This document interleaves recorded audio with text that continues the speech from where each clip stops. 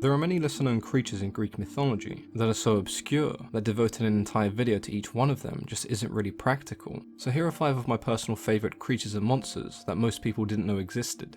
To start off, we have the Ophiotaurus, a creature that is capable of killing a god. The Ophiotaurus was a half-serpent, half-bull creature. It essentially resembled a snake, but with the head of a bull. Now the creature itself didn't possess the power to kill a god, but slaying the Ophiotaurus and burning its entrails would give whoever burned them immense power. It's believed that the Titans acquired this beast during the War of the Olympians, a gift from Uranus and Gaia. When the Titans attempted to burn the entrails, they were intercepted and retrieved by an eagle of Zeus, ensuring that the Titan's secret weapon could never be used.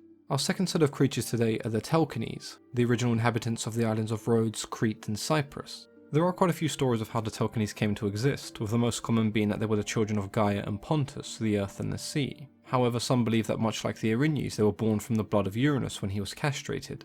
The appearance of the Telchines is quite odd to say the least. They were said to have the head of a dog, but instead of hands and feet they had flippers. The Telchines were believed to have invented metalworking, creating the sickle that Cronus would use to castrate his father, and the iconic trident of Poseidon. Though how they were able to craft these items, considering they had flippers for hands, I don't really know.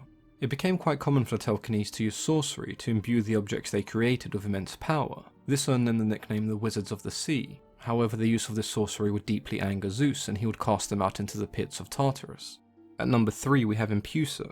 Believed to have been one of the many followers commanded by Hecate, Empusa was a shapeshifting female with a flaming head of hair.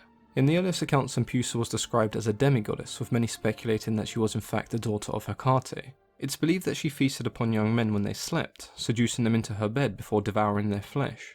There has been some debate as to the exact translation of her name, with many agreeing that it derived from a term meaning one-footed, which is why we often see her with one leg made of brass and the other leg being that of a donkey. So if Empusa was more of a goddess than a creature, then why is she on this list? In the years that followed, she was somewhat downgraded, from a goddess to a species of creature known as the Empousai, a group of demon spirits that took the form of beautiful women in order to devour young men, so essentially the Greek version of a vampire and a succubus. They were said to accompany Hecate as she made her journey from the earth to the underworld, and many saw them as part vampiric ghost, part demon.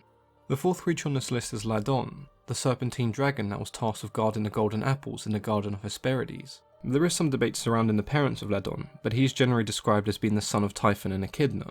Ladon appeared as a large dragon with numerous heads that wrapped and twisted itself around a tree where the golden apples grew.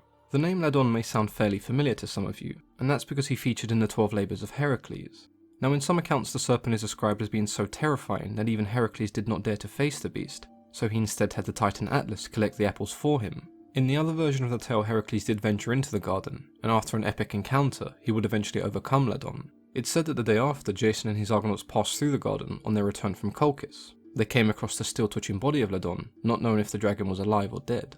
Our fifth and last creature for today is the Caucasian Eagle, named after the mountains of Caucasus that it called home. The Caucasian Eagle was a gigantic eagle sent by Zeus to feast upon the liver of Prometheus as punishment for giving fire to mankind. In the evening, Prometheus's liver would regenerate, only for the eagle to return the next morning and repeat the process.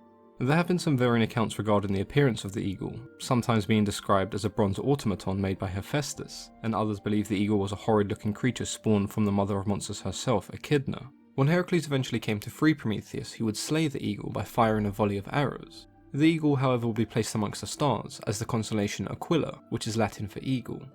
Hopefully you've enjoyed taking a look at some of the lesser known creatures and monsters that appear in Greek mythology. If you'd like a video similar to this but tackling some of the lesser known deities, then let me know in the comments below. As always, I've been your host, Mythology and Fiction Explained.